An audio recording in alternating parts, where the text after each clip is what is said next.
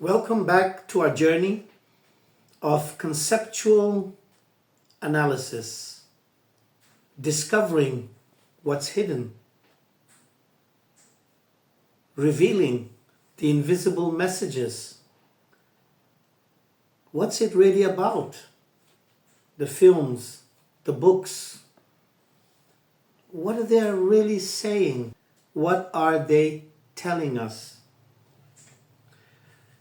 So, we talked about time traveling. We talked about globe trotting. And let's continue a little bit about time traveling. Let's talk about the book, The Time Machine. A scientist who's obsessed with the idea of time travel, receiving a sponsor, a friend supporting him, and he creates a time machine, and then he travels through time and discovers strange things, strange peoples. They say that in chess, you have to think 3 moves ahead. If you think 5, 10 moves ahead, you lose focus on what's going on now and you lose. And if you don't think 3 moves ahead, you're not planning, you're not understanding what your opponent is doing.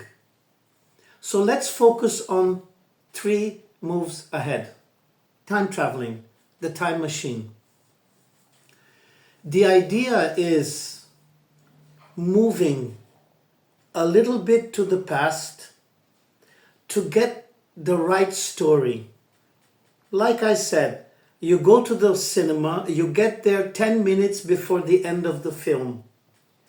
You don't really understand what the film's about. Now, if you get there before the film begins and you've read the book, you've studied it, you have the golden handshake with the author of the book, I understand your antagonist, your protagonist, the story, the idea, the hero's journey, what you're trying to share with us. Now I want to see the movie. And slowly I'm getting it. I'm associating what I read to what the movie is showing me. And we must remember that the movie is always 2.5 hours. So it's not the story, it's not the book, but it's a summary. And it should highlight the main topics, the main ideas of the author. So, the time machine was a wonderful concept, and it still is, to help people go back through time to understand better our world, what's happening, what happened, and not innocently, blindly follow the mainstream narrative, which is always biased and which is always the winner's tale. They say that history is always from the angle of the winners, not necessarily. We have to be careful with all these memes, with all these phrases. It's this, it's that. It's more complicated. There are stories like 2,500 years of Indian commerce and trade and prosperity all around the world 2,000-3,000 years ago. But you had 1,500 years of invasions after that. So you forget. So time traveling is important, and I try to show to people that Although we had invasions but there is a story to tell. There is something wonderful that happened. And so time traveling is important in this aspect. Time traveling is not only going to the future, it's returning to the past to rediscover what really happened, the truth. Analyzing things from an unbiased position. Not defending this flag, this nation, this religion, this people, the story. You have the narrative, you have his story, and you have history, the facts. And still, there are so many facts that we are not aware of. But at least we have a better idea, a clearer idea of what happened. Not just a biased, negative perspective. So, we can look into the future, but there's no point talking about the future in 5,000, 10,000 years. We should look at the next 2 to 5 years, 5 to 10 years, and 10 to 20 years. More than that is too complex, too complicated. Let's travel to the future.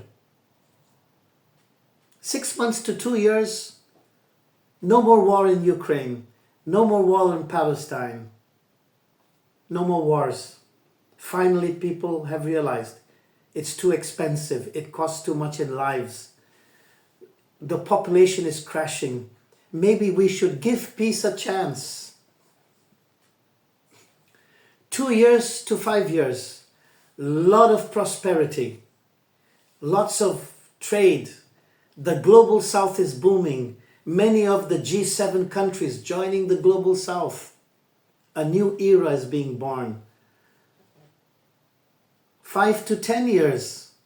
Wow. New countries, new kids on the block showing prosperity. New places opening up for travel. New mentalities spreading around the world. It's not about GDP. It's not about great. Winning is everything. It's a new culture of sharing, of enjoying, of seeing women happy, seeing the kids are safe, taking care of the elderly. So this is a time travel experience. But we can also travel and see things differently, a dystopic vision. The world is destroyed. The deserts have expanded. Not so nice scenario.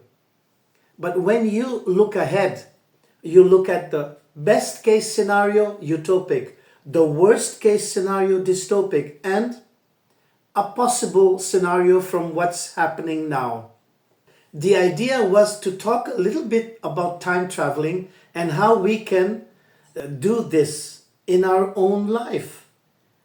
So the concept of time traveling in relation to our personal life, our personal time, is look ahead. 6 months, 2 years, 5 years. What can you do to create a better life for yourself? Look back. 2 years, 5 years, 10 years. What did you do that wasn't so nice? That is, it's costing a lot today. Some people say, we came back from a year and a half of holidays. 7 days holiday and a year and a half of paying the bills. So it's a way of looking at things. It's not 1.5 years of enjoying. It's 1.5 years of working to pay the bills for 7 days of enjoying by the beach. So we can look at things using time. The time that we spent, was it worthwhile? The time that we didn't spend on this, is it costing a lot? For example, in Brazil, very, very few people speak English fluently, almost nobody. And I always try to remind them that English doesn't belong to the English or the Americans, or it's a global language. Everybody should be fluent in English. You have access to 4, 5, 6 billion people. So it transcends a country. So we have to expand our horizons and understand that time spent learning, perfecting, improving your English is very well spent. So this exercise in time traveling is very, very dynamic, very interesting, and can bring a lot of benefits to our lives. Thanks for watching, and stay for the next video.